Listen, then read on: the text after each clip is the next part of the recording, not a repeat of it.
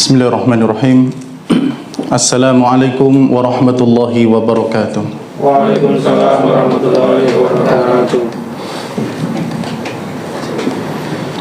Alhamdulillahi rabbil alamin. Wa bihi nasta'inu ala umurid dunya waddin. Wassalatu wassalamu ala nabiyyina Muhammadin wa ala alihi wa ashabihi. Qala Allah tabaraka wa ta'ala fi kitabihil karim, ya ayyuhalladzina amanu taqullaha haqqa tuqatih wa la tamutunna illa wa antum muslimun. Ikhwani fillah wa akhwati fid din rahimani wa rahimakumullah. Alhamdulillah, kita bersyukur kepada Allah tabaraka wa ta'ala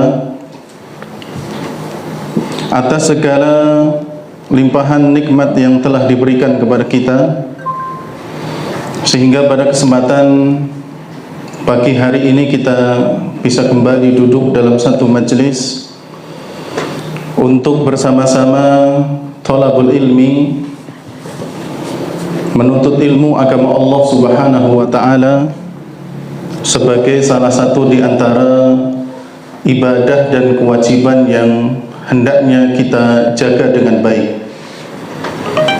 Salawat serta salam semoga tercurahkan kepada suri tauladan kita Nabi Muhammad sallallahu alaihi wa ala alihi wasallam.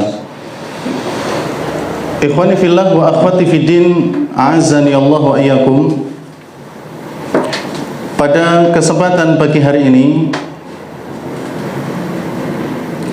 tema yang akan kita sampaikan adalah terkait dengan faedah yang akan kita ambil dari salah satu firman Allah tabaraka wa ta'ala, yakni di surat Al-Baqarah ayat yang ke-238.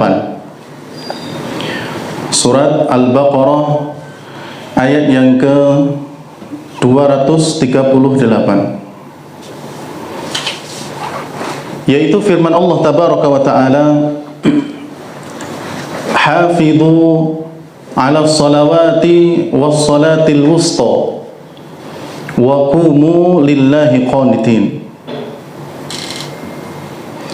Allah subhanahu wa ta'ala berfirman, hafidhu ala salawati,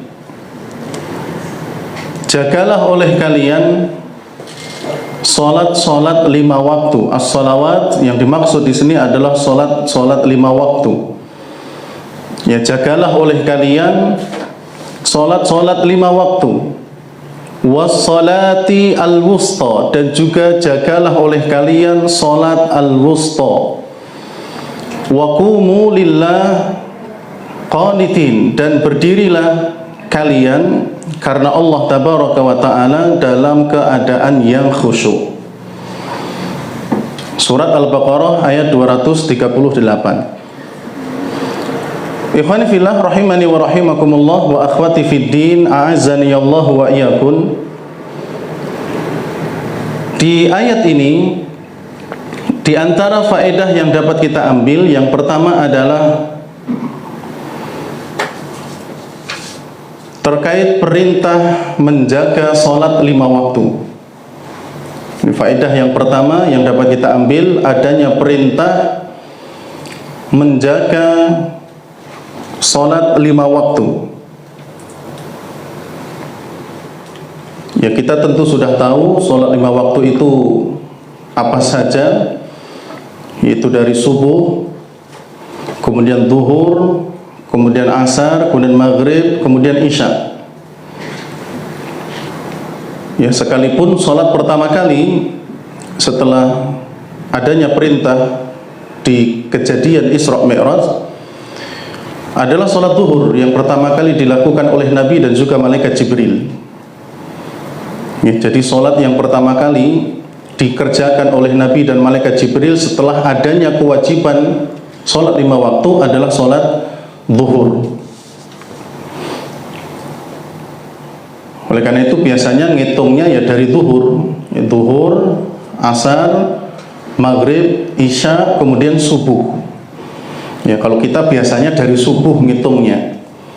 Ya, sama halnya ketika dalam Islam hitung hari itu dari Jumat. Jumat, Sabtu, Ahad, Senin, Selasa, Rabu, Kamis. Tapi kalau kita biasanya dari hari Senin. Jadi teman-teman sekalian yang dirahmati oleh Allah Tabaraka wa Ta'ala, di sini menunjukkan pentingnya kita di dalam menjaga sholat dan kewajiban terkait dengan sholat bukan hanya sholatnya. Ya, terkait dengan kewajiban sholat bukan hanya sholatnya yang wajib, tapi mengerjakannya di waktunya masing-masing itu juga kewajiban. Ya, oleh karena itu tidak boleh seseorang mengerjakan sholat sebelum waktunya atau keluar dari waktunya tanpa ada uzur yang syar'i. Ya, makanya dikatakan di dalam kitab Shahih Fiqh Sunnah bahwa mengerjakan sholat di dalam waktunya wajib. Ya, mengerjakan sholat tepat sesuai dengan waktunya merupakan sebuah kewajiban. Itu sendiri sudah wajib.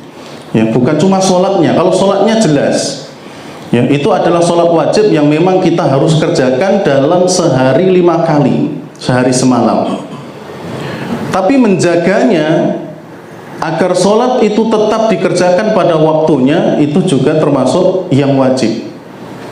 Ya, sekali lagi tidak boleh sholat yang sudah ada waktunya itu dikerjakan sebelumnya. Sebelum waktunya masuk sudah sholat, ya tidak bisa. Atau dikerjakan setelah waktunya selesai, juga tidak bisa kecuali kalau ada uzur yang syar'i, ketiduran, ya, sehingga sholatnya sampai habis waktunya dia masih boleh, tidak mengapa karena dia ketiduran, atau karena lupa, atau karena dipaksa, ya, dan seterusnya. Ini diantara uzur-uzur yang kemudian membolehkan sholat itu dikerjakan setelah waktunya selesai. Tapi hukum asalnya ya harus dikerjakan sesuai dengan waktunya. Kemudian ikhwani fillah rahimani wa rahimakumullah, terkait dengan sholat yang dikerjakan pada waktunya, di sana ada beberapa keutamaan. Ya, ada kelebihan terkait dengan orang yang mau menjaga sholat tepat pada waktunya. Yang pertama, sholat yang dikerjakan tepat pada waktunya termasuk amalan yang paling Allah cintai. Ya, amalan yang paling Allah cintai salah satunya adalah sholat yang dikerjakan pada waktunya. Sebagaimana di dalam hadis Ibnu Mas'ud, ya, Abdullah Ibnu Mas'ud radhiyallahu ta'ala, beliau pernah bertanya kepada Rasulullah, "Ya Rasulullah, ayyul a'mali ahabbu ilallah?" Ya, wahai Rasulullah, amalan apa yang paling disukai oleh Allah? Amalan apa yang paling disukai oleh Allah atau dicintai oleh Allah? Lalu kemudian Nabi SAW mengatakan as-salatu ala waktiha, sholat sesuai dengan waktunya. Kemudian beliau mengatakan birrul walidain, ya, yang kedua adalah berbakti kepada kedua orang tua. Kemudian yang ketiga adalah al-jihadu fi sabilillah, ya, berjihad di jalan Allah Tabaraka wa Ta'ala. Ya, dari sekian amalan yang paling Allah cintai disebutkan dalam hadis ini, yaitu 3 hal. Pertama, sholat sesuai dengan waktunya, ya, tidak dikerjakan sebelum atau sesudahnya tanpa uzur yang syar'i. Kemudian yang kedua adalah berbakti kepada orang tua. Ini juga termasuk amalan yang Nabi sukai. Kemudian juga berjihad di jalan Allah. Ya, sedikit tambahan terkait riwayat ini, ya, dari faedah urutan kenapa Nabi menyebutkan sholat dulu, baru kemudian setelah itu berbakti kepada orang tua, baru setelah itu berjihad di jalan Allah Subhanahu wa Ta'ala. Padahal jihad, ya, ditaruh yang terakhir, padahal jihad ini merupakan dirwatu sanamil Islam. Puncak tertinggi dari Islam adalah jihad. Dan jihad ini adalah ibadah yang mengorbankan harta, jiwa, dan yang lainnya. Bahkan orang yang gugur di dalam medan jihad, tidak ada balasan kecuali surga. Karena orangnya adalah orang yang meninggal dalam keadaan yang syahid. Tapi kenapa diurutkan di nomor 3? Sebelumnya masih ada birrul walidain, berbakti kepada kedua orang tua. Di atasnya lagi masih ada sholat tepat pada waktunya. Disebutkan oleh para ulama, dikarenakan jihad kalau tidak ditopang dengan orang-orang yang juga rajin sholat, apa gunanya? Jadi kalau orang-orang itu berjihad, tapi yang jihad itu nggak pernah sholat misalnya, atau menyepelekan sholat misalnya, atau dia mengerjakan tapi di luar dari waktunya misalnya, maka apa gunanya jihad? Oleh karena itu orang-orang yang berjihad di zaman Nabi, mereka adalah orang-orang yang menjaga sholat. Para sahabat mereka adalah orang-orang yang menjaga sholat mereka, sehingga satu demi satu peperangan yang mereka lakukan mendapatkan kemenangan, sekalipun pernah kalah. Tapi secara umum mereka adalah orang-orang yang menjaga sholat. Di perang Badar, saat itu jamaah yang dirahmati oleh Allah, Nabi ini kekurangan pasukan. Di perang Badar jumlah kaum muslimin sekitar 300 sekian lebih orang, mungkin 311-an, ada yang mengatakan 19 orang, 319 orang, dan seterusnya. Sedangkan musuh ada 1000. Musuhnya banyak, kaum muslimin hanya sedikit. Maka datanglah seseorang untuk meminta izin kepada Nabi agar bisa ikut ke dalam pasukannya. Dia seorang musyrik. Datang ke Nabi meminta izin supaya ikut dalam pasukan. Dalam kondisi saat itu Nabi membutuhkan bantuan pasukan, bantuan orang, walaupun hanya satu misalnya, nggak apa-apa, masuk biar nambah. Biar nambah orangnya. Tapi ketika orang itu minta izin, Nabi mengatakan, hal huwa muslim, apakah dia telah masuk ke dalam agama Islam? Kata para sahabat, tidak wahai Rasulullah. Maka kemudian Nabi menyuruh orang tersebut untuk pergi. Pergi, nggak usah bergabung. Kami tidak butuh dengan orang-orang yang musyrik. Musyrik jelas dia tidak menjaga sholatnya. Maka dibiarkan pergi. Padahal saat itu butuh orang untuk menambah pasukan yang ingin beliau bawa. Demikian pula para sahabat, ketika mereka ingin berperang, mereka bertanya kepada pasukan, apakah di antara kalian ada orang-orang yang dahulu pernah ikut perang bersama Nabi SAW? Mereka kalau menjawab ada, maka berangkat pasukan. Tapi kalau tidak ada, ditunda dulu. Demikian pula orang-orang setelahnya, ketika mereka akan berperang dari kalangan kaum muslimin, mereka akan bertanya, apakah di antara kalian ada orang yang pernah berteman menyertai sahabat dari sahabat Rasulullah? Kalau ada, mereka berangkat. Kalau tidak, tidak. Mereka ingin memastikan bahwasanya di antara pasukan mereka ada yang sudah ataupun ada yang menjaga sholat. Mereka akan memastikan bahwasanya di antara pasukan itu tidak ada orang yang tidak menjaga sholat. Makanya sholat ditaruh yang pertama dalam penyebutan hadis ini. Adapun setelah itu disebut birrul walidain, padahal setelah itu baru jihad. Karena bagaimanapun ikhwani fillah, jihad tidak bisa dikerjakan, tidak bisa dilakukan kalau pesertanya tidak mendapatkan izin dari orang tua. Jadi berjihad itu harus ada izinnya, ada aturannya, nggak sembarangan. Nggak boleh sembarangan. Di sana ada kaidah-kaidah yang harus dijalankan. Salah satunya adalah kalau masih punya orang tua, dia harus izin dengan orang tuanya. Makanya ketika ada seorang pemuda datang kepada Nabi ingin ikut dalam jihad, Nabi mengatakan, awalidaka hayyun, apakah orang tuamu masih hidup? Masih ya Rasulullah. irji, kembalilah kepada orang tuamu, fajahid fihima, dan berjihadlah kamu dengan merawat keduanya.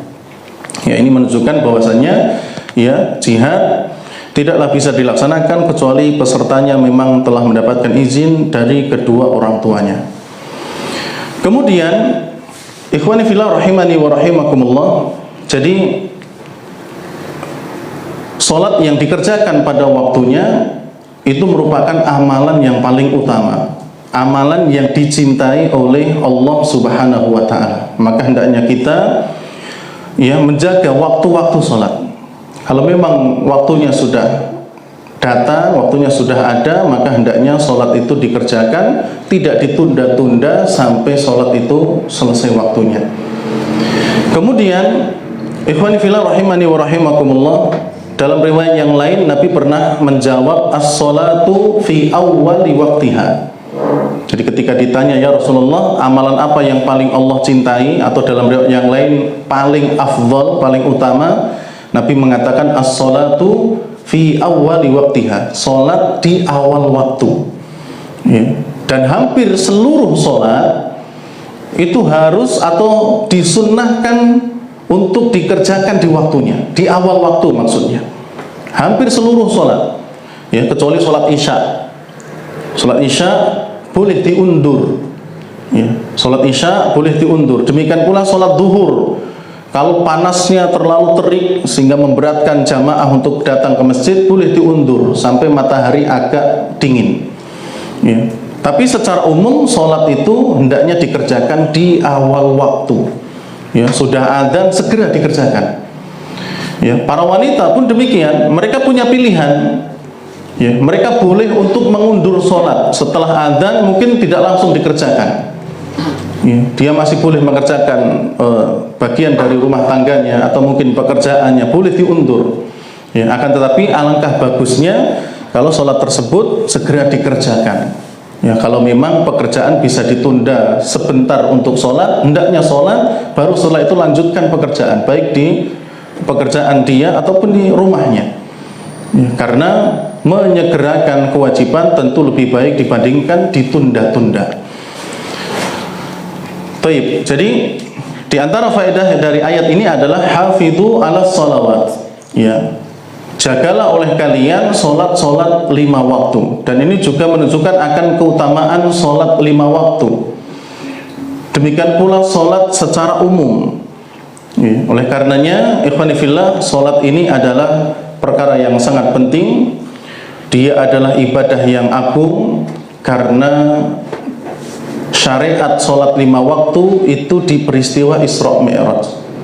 Ya, bagaimana Nabi diisrakan dari Masjidil Haram yang ada di Mekah sampai ke Masjidil Aqsa yang ada di Palestina, kemudian dimi'rajkan ke langit yang ke-7. Sedangkan ibadah yang lain selain sholat, ya, melalui malaikat Jibril. Ya, Nabi masih ada di bumi. Ya, kemudian malaikat Jibril mengantarkan, ya, wahyu tersebut dan disampaikan kepada Nabi kita Muhammad sallallahu alaihi wasallam. Tapi kalau sholat, ya, ibaratnya Nabi diundang ke langit ke-7. Ya. Beliau melewati peristiwa-peristiwa yang penting dalam Isra Mi'raj, dan salah satunya adalah disyariatkannya sholat 5 waktu dalam sehari semalam itu 5 kali. Ya. Walaupun awalnya adalah sehari semalam 50 kali. Ya, makanya ketika bertemu dengan Nabi Musa, dan Nabi Musa ini yang memiliki peran penting terhadap kita, walaupun kita ini bukan umatnya Nabi Musa, ya, tapi dalam hal sholat kita ya memiliki hutang, istilahnya hutang budi dengan Nabi Musa. Nabi Musa bertanya kepada Nabi Muhammad, apa yang diperintahkan Rabbmu kepadamu? Maka Nabi mengatakan, aku diperintahkan untuk sholat bersama umatku dalam sehari 50 kali. Ya, kata Nabi Musa, umatmu tidak akan kuat. Ya, umatmu tidak akan kuat untuk mengerjakan dalam sehari 50 kali. Irji ila rabbik fas'ali takhfif. Pergilah kamu kepada Rabbmu, kembali ke atas, minta keringanan. Ya, sehingga Nabi dikisahkan bolak-balik sampai akhirnya sholat dalam sehari itu menjadi 5 kali saja. Ya, tapi kata Allah, 5 kali ini kalau dijaga dengan baik, maka pahalanya seperti orang yang sholat 50 kali dalam sehari. Ya, seperti awal dari perintah sholat 5 waktu ataupun sholat wajib yang 5 itu. Kemudian, ikhwani fillah rahimani wa rahimakumullah, di sini Allah Subhanahu wa taala melanjutkan was-sholatil wusta. Ini faedah yang kedua, walaupun sebenarnya bisa banyak faedah tadi, tapi ini mungkin bisa faedah yang kedua. Dan disebutkan oleh Allah Subhanahu wa taala terkait dengan menjaga salat al-wusta. Apa itu salat al-wusta? Ikhwan fillah rahimani wa rahimakumullah, ada beberapa penafsiran dari kalangan para ulama terkait dengan salat al-wusta. Kita sebutkan secara umum dulu, baru nanti kita akan ambil mana yang lebih mendekati kepada dalil. Yang pertama, salat wusta adalah salat subuh. Ya, salat wusta adalah salat subuh. Ini penafsiran yang pertama. Penafsiran yang kedua, salat wusta adalah salat asar.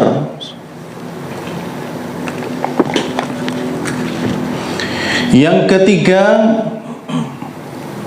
salat wusta yang dimaksud adalah salat zuhur. Ya, salat subuh yang pertama, yang kedua salat asar, yang ketiga salat zuhur. Yang keempat, salat isya. Yang dimaksud adalah salat isya. Yang kelima, salah satu salat 5 waktu yang disembunyikan. Salah satu salat 5 waktu yang disembunyikan. Dari salat 5 waktu yang ada satu yang disembunyikan dan disebut sebagai salat wusta. Tapi yang mana itu tidak dijelaskan.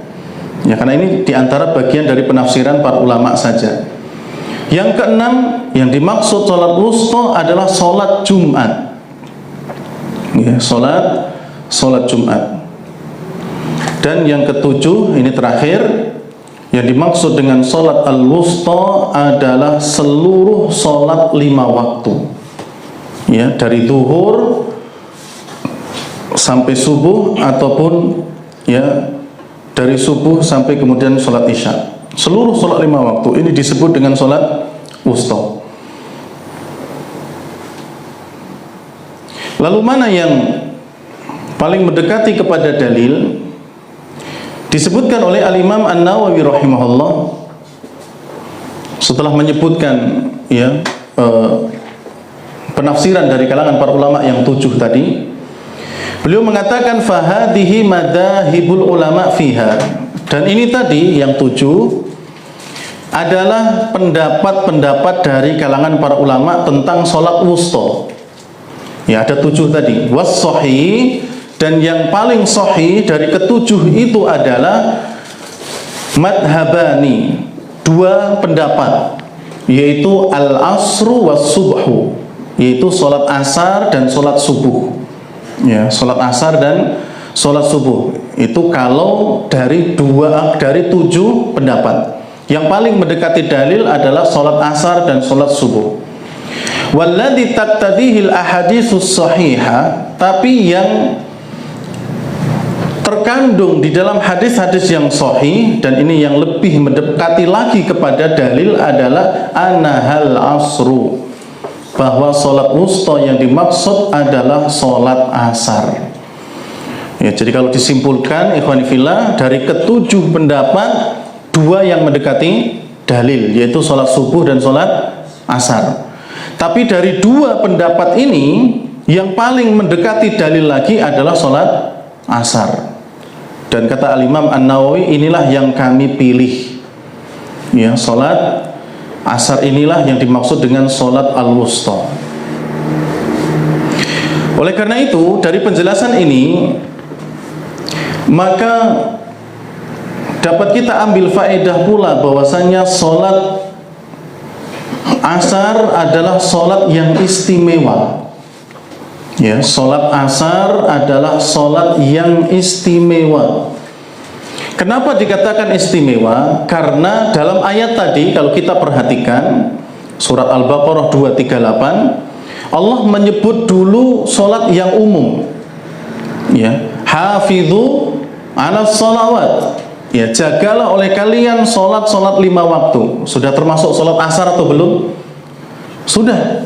Di dalamnya sudah termasuk solat asar. Kemudian Allah sebutkan wassalatil wusta secara sendirian. Dan juga jagalah oleh kalian solat al-wusta. Yang dimaksud adalah solat asar. Jadi dari umum dikeluarkan untuk menyebutkan lagi, menunjukkan keistimewaan solat asar. Ya, menunjukkan keistimewaan solat asar. Karena dalam as-sholawat, maksud solat-solat itu sudah ada di situ solat ya asar, tapi kemudian disebutkan secara sendirian, menunjukkan akan keistimewaan solat al-wusta atau solat asar. Kemudian ikhwani fillah, adapun yang menunjukkan di antara dalil yang menunjukkan bahwasannya yang dimaksud dengan solat al-wusta adalah solat asar adalah apa yang diriwayatkan dalam riwayat Muslim dari Ali bin Abi Thalib ketika beliau menceritakan kisah perang Khandaq. Ya, perang Khandaq atau perang Al-Ahzab.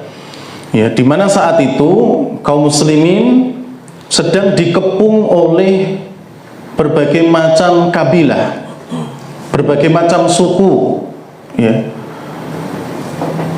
yang mereka bergabung atas inisiatif orang-orang Yahudi. Ya, jadi orang Yahudi mendatangi orang-orang Quraisy, mendatangi suku-suku yang lain. Ya, mereka diajak untuk menyerang kota Madinah.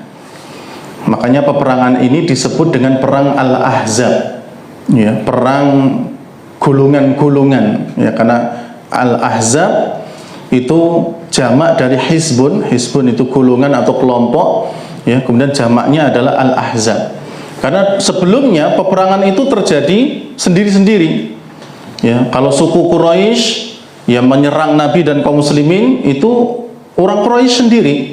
Ya, di perang Uhud atau sebelumnya di perang Badar itu kan orang-orang Quraisy.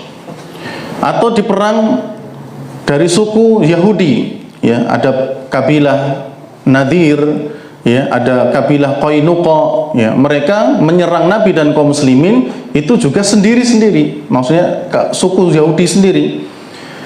Demikian pula suku yang lain seperti Ghatafan, ya, yang ada di pinggiran-pinggiran kota Madinah, mereka juga, ya, menyerang Nabi dan kaum muslimin, itu suku mereka sendiri. Tapi sekarang digabungkan, ya, untuk menyerang Madinah yang di dalamnya ada Nabi dan juga para sahabat. Ya, makanya karena banyaknya suku, perang ini disebut dengan perang Al-Ahzab. Atau peperangan ini juga disebut dengan perang Al-Khandaq. Ya, perang Al-Khandaq karena dalam peperangan tersebut, ya, Nabi SAW menggali parit dan juga para sahabat atas inisiatif dari usulan Salman Al-Farisi radhiyallahu taalaan, sehingga dibikin, ya, parit dan disebutlah perang itu dengan perang Khandaq. Ya, dalam peperangan itu ikhwani fillah, ya, memang tidak terjadi kontak fisik terlalu hebat atau yang sengit sebagaimana yang terjadi di perang Badar atau di perang Uhud. Ya, karena musuh terhalang oleh parit yang begitu besar. Ya, jadi saat itu Nabi dan para sahabat menggali parit itu dengan kedalaman yang luar biasa. Yang kalau ada binatang, kuda jatuh ke dalam, ya, dia tidak bisa bangkit lagi untuk naik ke atas. Demikian pula kalau ada orang yang masuk ke dalam pun akan susah untuk naik ke atas. Dan juga parit dibuat lebar yang luar biasa juga, sehingga binatang kuda apalagi manusia tidak bisa lompat, susah, ya. Sehingga saat itu, ya, golongan dari Quraisy, Ghatafan dan yang lainnya mereka berada di sisi utaranya, ya, parit, dan mereka menyerangnya hanya sesekali dengan panah, mungkin sesekali dengan tombak, sesekali berada di pinggiran parit, ya, mungkin ada orang yang bisa disasar, mereka serang dan seterusnya. Nah, saat itu kaum muslimin juga kemudian sibuk menghalau serangan, membalas serangan. Sampai-sampai mereka tidak terasa ternyata matahari sudah akan tenggelam. Ya, sudah akan tenggelam. Dalam riwayat Jabir bin Abdullah, ya, saat itu kata beliau, datanglah Umar bin Khattab.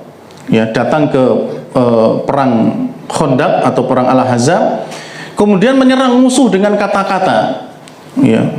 Dan itu sebuah kebiasaan dari mereka, ya, ketika mereka akan berperang atau ketika mereka berperang itu mengeluarkan kata-kata, ya, untuk menjatuhkan mental musuh. Ya, karena terkadang dengan kata-kata orang itu bisa jatuh mentalnya. Kalau jatuh mentalnya mudah untuk ditaklukkan. Ya, Umar demikian, melontarkan kata-kata dan seterusnya, sampai tiba ketika matahari akan tenggelam. Lalu kemudian Umar bertanya kepada Rasulullah, "Ya Rasulullah, ma kitu an usalliya hatta ghabati syams." Ya Rasulullah, aku belum melaksanakan sholat, padahal matahari hampir saja akan tenggelam, atau matahari sudah sedikit lagi akan tenggelam. Lalu kemudian Nabi mengatakan, "Amma ana ya ibnal Khattab ma sallaituha." Adapun aku wahai Umar juga belum melaksanakan sholat, padahal matahari sudah hampir tenggelam.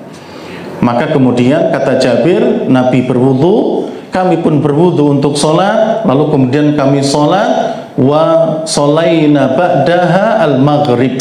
Setelah itu kami pun melaksanakan sholat maghrib, ya. Jadi kami saat itu langsung sholat, kemudian setelah sholat itu selesai kami langsung sholat maghrib. Kata para ulama, riwayat ini menunjukkan bahwa yang dimaksud dengan sholat wusta adalah sholat asar, ya, karena setelah itu beliau dan sahabat langsung sholat maghrib. Dibuktikan lagi setelah sholat, Nabi SAW mengatakan, "Kama saghaluna anis sholatil wusta mala Allahu kuburahum wa buyutahum naro." Ya. Jadi setelah sholat Nabi berdoa, ya, mendoakan orang-orang yang menyerang mereka saat itu dengan mengatakan, semoga Allah memenuhi rumah-rumah mereka dan kubur-kubur mereka dengan api, karena mereka telah menghalangi kami dari melaksanakan sholat al-wusta, ya, telah menghalangi kami dari sholat al-wusta, menunjukkan bahwasanya yang dimaksud dengan sholat al-wusta adalah sholat asar, ya, karena kalau tenggelam matahari, ya, berarti sholat asar itu sudah habis waktunya, dan kalau sudah tenggelam matahari berarti masuk waktu sholat maghrib. Dan dijelaskan oleh Jabir tadi bahwa kami sholat saat itu, yang kata Umar kami belum sholat, Nabi juga mengatakan juga belum sholat, kami sholat, setelah itu kemudian kami langsung melaksanakan sholat maghrib setelahnya. Ya, ini menunjukkan bahwasanya sholat yang dimaksud dengan sholat al-wusta adalah sholat, ya, sholat asar.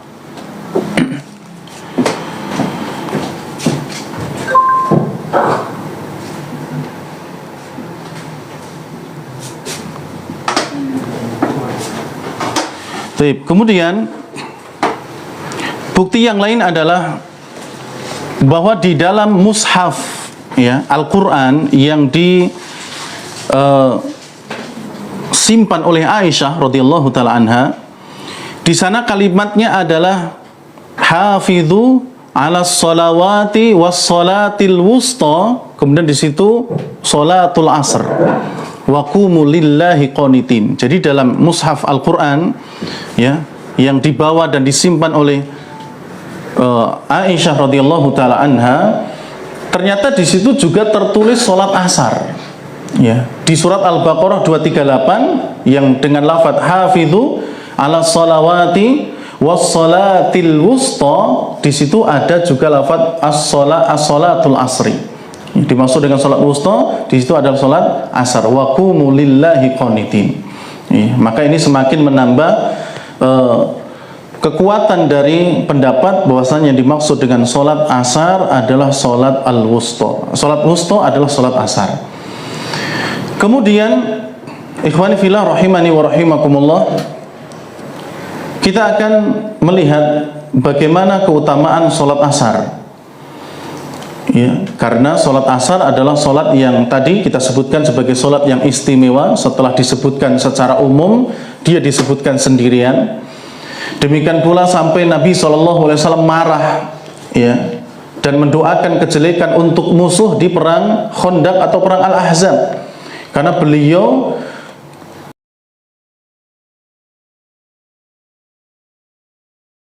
matahari akan tenggelam.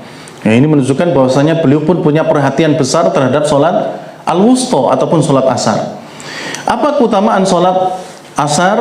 Pertama, sholat asar adalah penyebab seseorang masuk ke dalam surga. Ya, sholat asar adalah salah satu sebab yang menjadikan seseorang termasuk penghuni surga. Maka barang siapa yang ingin mendapatkan surganya Allah, maka salah satunya adalah dengan menjaga sholat asar. Nabi SAW pernah mengatakan, man shalla al-bardaini dakhalal jannah. Barang siapa yang mau melaksanakan sholat bardain, ya, bardain adalah 2 waktu yang dingin, ya. Jadi barang siapa yang mau melaksanakan sholat di 2 waktu yang dingin, maksudnya adalah sholat subuh dan sholat asar, dakhalal jannah, dia akan masuk ke dalam surganya Allah. Ya, karena biasanya kalau asar ya sudah dingin, apalagi subuh. Ya, makanya disebut dengan bardain, 2 sholat yang dikerjakan di waktu yang dingin. Ya, man shalla al-bardaini dakhalal jannah. Barang siapa yang ingin atau barang siapa yang menjaga sholat al-bardain, subuh dan juga asar, maka hendaknya dia akan masuk ke dalam surganya Allah Subhanahu wa ta'ala. Yang kedua, penyebab seseorang terhindar dari neraka. Ini keutamaan sholat asar juga. Penyebab seseorang terhindar dari neraka. Rasulullah SAW pernah bersabda, lan yalijan naro ahadun shalla qabla tulu'i syamsi wa qabla ghurubiha. Tidak akan pernah tersentuh oleh api neraka seseorang yang mau melaksanakan sholat sebelum terbitnya matahari dan sebelum tenggelamnya matahari. Ya, tidak akan pernah tersentuh oleh api neraka seseorang yang mau mengerjakan sholat sebelum terbitnya matahari, maksudnya sholat subuh, dan sholat yang dikerjakan sebelum tenggelamnya matahari, maksudnya sholat asar. Ya, karena kalau matahari sudah terbit, waktu subuh sudah habis. Kalau matahari tenggelam, maka waktu sholat asar sudah habis. Ya, maka barang siapa yang telah melaksanakan sholat sebelum terbitnya matahari, yaitu subuh maksudnya, dan sebelum tenggelamnya matahari, dan maksudnya adalah asar, maka dia tidak akan tersentuh oleh api neraka. Subhanallah. Ya. Dan 2 sholat ini, ikhwani fillah, merupakan sholat yang luar biasa, yang terkadang seseorang tidak menggubrisnya. Ya, seseorang tidak menjaganya dengan baik. Ya, sholat subuh terkadang berat, sholat asar terkadang masih dalam pekerjaan mereka sehingga terkadang diundur-undur. Ya, padahal 2 sholat ini adalah sholat yang luar biasa. Dan alhamdulillah, ya, antum berada di tempat pekerjaan yang insya Allah tetap menjaga sholat itu. Ya, waktunya sholat kita sholat, ya, sehingga itu adalah sebuah kenikmatan yang luar biasa yang menjadikan kita bisa menjaga sholat-sholat di antara sholat yang diwajibkan. Kemudian jamaah yang dirahmati oleh Allah Tabaraka wa Ta'ala, di antara keutamaan sholat asar adalah pelakunya akan mendapatkan pahala 2 kali lipat. Ya, pelakunya akan mendapatkan pahala 2 kali lipat. Disebutkan dalam hadis Muslim dari sahabat Abu Basrah Al-Ghifari radhiyallahu ta'ala, beliau mengatakan bahwasanya Rasulullah pernah sholat bersama kami, sholat asar. Kemudian beliau setelah itu mengatakan, inna hadhihi sholah uridat ala man kana qablakum. Ya, kata Nabi, sesungguhnya sholat ini, yakni sholat asar, pernah diwajibkan atas umat-umat sebelum kalian. Ya, sholat asar ini pernah diwajibkan kepada umat-umat sebelum kita.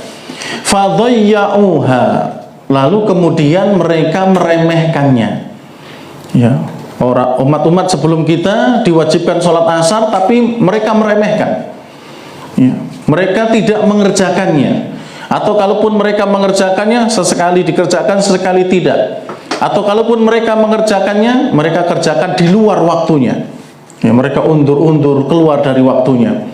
Atau tadi yang paling fatal adalah mereka sama sekali tidak mengerjakan sholat asar, padahal sudah diwajibkan kepada mereka. Maka kemudian Nabi mengatakan, faman hafadha 'alaiha, maka barang siapa yang mau menjaga sholat asar, kana lahu ajruhu marratain, maka dia akan mendapatkan pahala 2 kali lipat. Ya, ini menunjukkan akan keutamaan sholat asar. Dan siapa yang mau menjaganya dengan baik, dia kerjakan sesuai dengan waktunya, maka dia akan mendapatkan pahala 2 kali lipat. Ya, karena dahulu pernah diwajibkan pada umat terdahulu, tapi kemudian disepelekan, ditolak, tidak dikerjakan. Namun kemudian ketika di umatnya Nabi Muhammad ini diwajibkan, ternyata dijaga oleh seorang muslim, maka orang tersebut akan mendapatkan 2 pahala atau 2 kali lipat. Kemudian ikhwani fillah rahimani wa rahimakumullah, di sisi lain Nabi SAW juga memberikan peringatan kepada umatnya yang mereka menyia-nyiakan sholat asar, apalagi sampai meninggalkan sholat asar tanpa ya ada keterangan yang jelas dia meninggalkan sholat asar. Maka Nabi banyak memperingatkan dalam hadis-hadis beliau. Di antaranya adalah ya, bahwa orang yang meninggalkan sholat asar bisa terhapus amalannya, wal'iyadzubillah. Meninggalkan sholat asar itu bisa menghapus amalnya. Kata Nabi SAW, man taraka sholatal asri faqad habita amaluh. Barang siapa yang meninggalkan sholat asar, maka sungguh amalnya telah terputus, amalnya telah terhapus. Ya, faqad habita amalu, sungguh telah terhapus. Dalam riwayat yang lain Nabi SAW mengatakan, man taraka sholatal asri muta'ammidan hatta tafutahu faqad uhbita amaluh. Barang siapa yang meninggalkan sholat asar dengan sengaja sampai dia kehilangan sholat tersebut atau berlalu dari waktunya, maka sungguh amalnya telah terhapus. Ini merupakan ancaman keras dari Nabi SAW kepada mereka yang meninggalkan sholat asar, atau mereka yang kemudian mengerjakan sholat asar di luar waktunya tanpa ada udzur yang syar'i. Al-Imam Ibnu Qayyim rahimahullahu ta'ala, beliau menjelaskan hadis atau maksud hadis yang tadi kita sebutkan terkait dengan terhapusnya amal, ya, terhapusnya amal. Beliau mengatakan bahwasanya orang yang meninggalkan sholat asar itu ada 2 macam. Ya, orang yang meninggalkan sholat asar itu ada 2 macam. Yang pertama, meninggalkan keseluruhannya. Ya, jadi dalam hidupnya dia tidak pernah sholat asar. Ya, dalam hidupnya dia tidak pernah melaksanakan sholat asar. Maka yang seperti inilah yang menjadikan seluruh amalnya terhapus dari kebaikan-kebaikan yang pernah dia lakukan, wal'iyadzubillah. Ya, selama hidupnya dia tidak pernah melaksanakan sholat asar, maka amalnya selama hidupnya juga terhapus. Ini bentuk yang pertama. Sedangkan yang kedua, meninggalkan sholat asar mungkin di sebagian dari hidupnya atau dari waktunya. Misalnya dalam seminggu dia meninggalkan sholat asar sekali misalnya. Maka kata Al-Imam Ibnu Qayyim rahimahullah, maka yang terhapus kebaikan dia ya hari itu. Ya. Hari itulah amal kebaikan dia terhapus. Adapun sisanya atau sebelumnya selama mereka atau dia melaksanakan sholat asar, maka tidak terhapus. Ya. Tapi hari di mana dia meninggalkan sholat asar, ya, maka itulah yang kemudian menghapus dosanya sehari tersebut. Tapi bagaimanapun ikhwani fillah rahimani wa rahimakumullah, ini menunjukkan akan ya pentingnya sholat asar. Ini merupakan ancaman yang begitu keras yang hendaknya kita juga perhatikan dengan baik. Ya, karena amalan kita bisa terhapus baik dalam sehari di mana ketika sholat asar itu ditinggalkan, atau waliyadzubillah dalam seluruh hidupnya. Bahkan dalam riwayat yang lain, ikhwani fillah rahimani wa rahimakumullah, orang yang kehilangan atau orang yang meninggalkan sholat asar seperti kehilangan keluarga dan hartanya. Bayangkan, ya, meninggalkan sholat asar itu seperti kehilangan harta dan keluarganya. Ya, padahal harta dan keluarga tentu dua perkara yang sangat kita butuhkan. Ya, tidak punya harta, tidak punya keluarga, kerugian. Ya. Karena bagaimanapun kita tetap membutuhkan yang namanya harta, mau besar ataupun kecil, sedikit ataupun banyak. Keluarga juga demikian, bagaimanapun kita ini lahir dari sebuah keluarga. Belum lagi nanti kalau kita juga punya keluarga sendiri. Ya, itu sebuah kerugian. Tapi kata Nabi, orang yang meninggalkan sholat asar itu seperti orang yang kehilangan keluarga dan juga hartanya.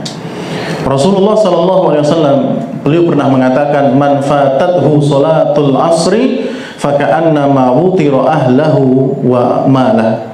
Ya, barang siapa yang terluput dari sholat asar, maka sungguh dia telah kehilangan keluarga dan juga hartanya. Ikhwani fillah rahimani wa rahimakumullah. Jadi ya, sholat asar adalah sholat yang istimewa, sholat yang memiliki keutamaan yang besar. Bahkan Nabi SAW banyak memperingatkan kita agar menjaga sholat tersebut, memperingatkan orang-orang yang mereka suka ya mengakhirkan sholat asar, atau mereka yang suka kemudian meninggalkan sholat asar. Kemudian ikhwani fillah, sholat asar ini adalah sholat yang mulia, oleh karenanya di sana ada sholat qobliyah yang juga dimuliakan dalam agama kita, memiliki faedah yang besar, yaitu 4 rakaat sebelum asar. Ya, ini sholat sunnah. Ya, boleh dikerjakan, boleh tidak secara hukum. Ya, tapi kalau dikerjakan maka dia akan mendapatkan keutamaan yang besar. Sholat sunnah qobliyah asar. Ya, walaupun bukan termasuk rawatib. Ya, tidak seperti qobliyah subuh. Ya, tidak seperti qobliyah dan ba'diyah zuhur, tidak seperti ba'diyah maghrib, tidak seperti ba'diyah isya. Ya. Tapi secara hukum boleh seseorang melaksanakan sholat qobliyah sebelum asar. Dan Rasulullah pernah mengatakan, rahimahullahu imra'an shalla arba'an qabla al-asri. Semoga Allah merahmati seseorang yang mau mengerjakan sholat sunnah 4 rakaat sebelum asar. Ya, jadi setelah masuk waktu asar, ditandai dengan ditandai dengan adzan, maka menunggu datangnya iqamah, seseorang boleh dan bisa mengerjakan sholat jumlahnya 4 rakaat sebelum asar. Ya, dan para ulama menerangkan 4 rakaat ini dikerjakan 2 rakaat salam, kemudian berdiri lagi 2 rakaat salam sambil menunggu iqamah. Ya, walaupun seringnya adalah ya sholat ini tidak dikerjakan, artinya ya banyak kaum muslimin yang tidak mengerjakan sholat qobliyah sebelum asar. Kalaupun dikerjakan cuma 2 rakaat, ya 2 rakaat. Padahal dalam riwayat ini adalah 4 rakaat. Tapi 2 rakaat boleh, ya 2 rakaat boleh, karena kata Nabi, bainal adzanaini sholatun. Ya, bahwa di antara adzan dan iqamah itu boleh melakukan sholat sunnah. Ya, tapi tentu bukan termasuk riwayat ini, karena riwayat ini jumlahnya 4 rakaat. Jadi kalau mau mendapatkan doa Nabi ini ya harus 4 rakaat. Tapi kalau 2 rakaat saja, maka itu hanya sholat qobliyah biasa atau sholat sunnah antara adzan dan iqamah. Kemudian ikhwani fillah rahimani wa rahimakumullah, setelah Allah menyebutkan di dalam surat Al-Baqarah 238 salat al-wusta, maka Allah Subhanahu wa taala menyebutkan waqumu lillahi qanitin, dan berdirilah kalian karena Allah dengan kondisi yang khusyuk. Ini menunjukkan bahwasanya di dalam salat kita harus lillahi ta'ala. Salat yang kita kerjakan, baik itu yang wajib, demikian pula yang sunnah, maka hendaknya dikerjakan karena Allah tabaraka wa ta'ala, jangan karena yang lain. Ya, apalagi terkait dengan urusan dunia. Adapun urusan dunia kalau memang toh itu ada, maka sudah kita serahkan kepada Allah. Kalau memang itu hak kita, Allah akan berikan dengan sebab sholat itu. Ya, tapi jangan sampai kemudian niat kita semata-mata untuk mencari dunia. Dalam sholat kita mencari kebahagiaan sebentar yang ada di dunia berupa harta. Oleh karena itu hendaknya dalam sholat duha misalnya, ya, jangan dikaitkan dengan kelancaran rezeki. Ya, bahwa dengan sholat duha akan dilancarkan rezekinya, karena secara lafaz dalam hadis tidak ada. Ya, Nabi hanya mengatakan barang siapa yang sholat 4 rakaat duha, maka sisa waktunya Allah akan cukupi. Hanya itu saja lafaznya. Ya, tapi kemudian terkadang digiring kepada pendalilan bahwa yang dimaksud adalah kelancaran rezeki. Ya, padahal keterangan para ulama tidak seperti itu. Ya, Allah jaga dari sisa waktunya tidak melulu dari harta, ya, bisa jadi dijaga dari sebuah musibah, ya, bahkan dijaga dari kemaksiatan. Itu yang diterangkan oleh para ulama. Ya, jadi barang siapa yang mau melaksanakan sholat 4 rakaat sholat duha, maka sisa harinya akan dijaga oleh Allah. Ya, dijaga dari kemaksiatan, dijaga dari dosa, dijaga dari musibah dan setelahnya. Demikian pula sholat-sholat yang kita lakukan yang lainnya hendaknya ikhlas lillahi ta'ala, bukan semata-mata untuk urusan dunia. Kemudian ya dalam keadaan yang khusyuk, ya dalam keadaan yang khusyuk, di mana kita benar-benar konsentrasi terhadap sholat tersebut. Ya, walaupun kekhusyuan satu orang dengan yang lainnya itu bertingkat-tingkat. Ya, kekhusyuan seseorang dalam sholat tidak sama dengan yang lainnya, tapi kita harus berusaha ya untuk terus menjadi orang yang khusyuk di dalam sholat. Dan di dalam ayat ini Allah Subhanahu wa ta'ala memerintahkan 2 hal, yaitu menjaga sholat, kemudian kita tegakkan sholat itu dengan sekhusyuk-khusyuknya. Ya, dan dalam kaidah fiqhiyah disebutkan bahwasanya al-amru lil wujub. Kalau ada perintah ya di dalam Al-Qur'an, ada perintah di dalam hadis, hukum asalnya adalah wajib. Ya, hukum asalnya adalah wajib sampai datang dalil yang lain yang memalingkan dari wajib tersebut menjadi sunnah. Tapi kalau tidak ada, hukum asalnya adalah wajib. Hafidhu, ini perintah. Kalau dalam bahasa Arab namanya fi'il amr. Hafidhu, jagalah oleh kalian. Kemudian ada waqumu, qumu, ini juga perintah, fi'il amr. Berdirilah kalian karena Allah. Ini juga perintah. Hukum asalnya adalah wajib. Ya, kecuali kalau datang dalil yang menjadikan hukum tersebut menjadi sunnah. Apa ada? Banyak. Ya, contohnya adalah meniru ucapan muadzin. Ya, meniru ucapan muadzin. Itu hukum asalnya wajib. Ya. Makanya tidak boleh pas ada adzan ngobrol sendiri, ya, atau tidak menirukan ucapan muadzin. Hukum asalnya wajib. Ya, karena Nabi pernah mengatakan apa? Idza sami'tumun nida faqulu misla ma qala al-muadzin. Kalau kalian mendengar adzan, maka katakanlah sebagaimana yang dikatakan oleh muadzin, tirukan. Ya, kecuali nanti di hayya 'alas shalah dan hayya 'alal falah. Ya, itu nanti jawabannya berbeda. Tapi yang lainnya tirukan.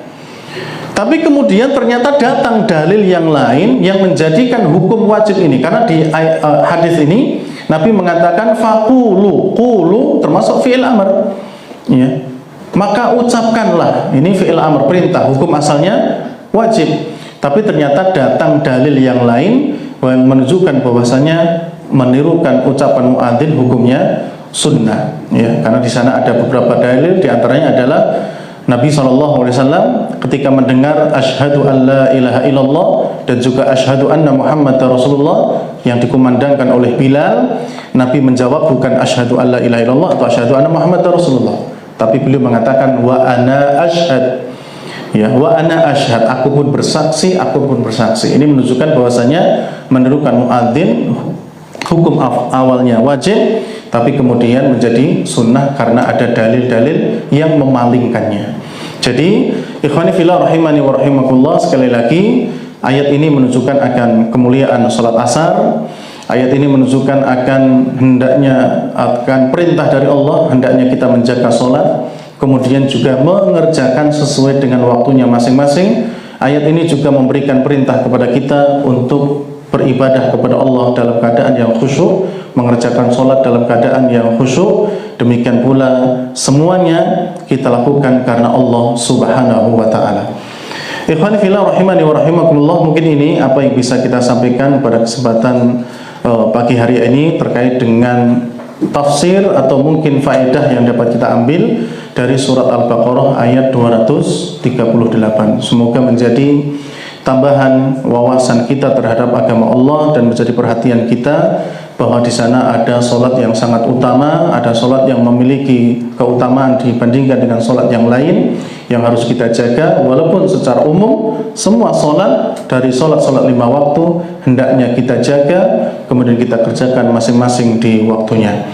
Wallahu ta'ala alam bisawab. Ini yang dapat kita sampaikan, mudah-mudahan bermanfaat, dan kurang lebihnya mohon maaf. Kita akhiri. Subhanakallahumma rabbana wa bihamdik asyhadu an la ilaha illa anta astaghfiruka wa atubu ilaik. Wassalamualaikum warahmatullahi wabarakatuh.